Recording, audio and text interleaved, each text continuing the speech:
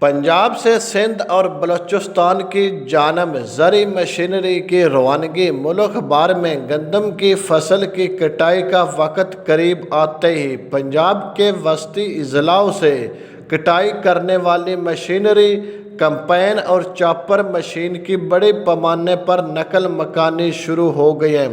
نقل مکانی کا اہم مرکز پنجاب کے وہ اضلاع جو زرعی مشینری کے گڑھ سمجھے جاتے ہیں، وہاں سے مشینوں کی روانگی جاری ہے۔ حافظ آباد اور گجرال ان علاقوں کی جدید مشینری اپنی کارکردگی کے لحاظ سے مشہور ہے۔ وزیر آباد اور گجرات، یہاں سے بڑی تعداد میں کمپائن مشین اور بھوسا بنانے والی چاپر مشین روانہ کی جا رہی ہیں۔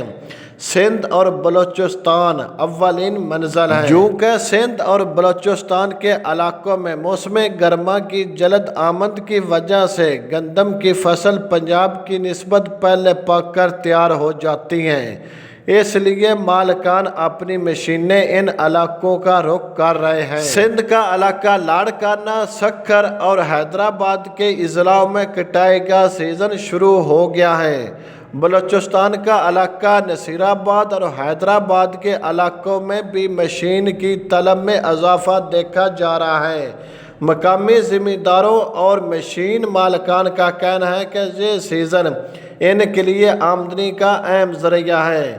اس عمل سے سینکڑوں آپریٹر اور ہیلپروں کو روزگار ملتا ہے۔ جدید مشینوں کی مدد سے نہ صرف گندم تیزی سے کٹتی ہیں بلکہ مویشیوں کے لیے چاپر کے ذریعے توڑی بھوسا بھی فوری تیار ہو جاتا ہے۔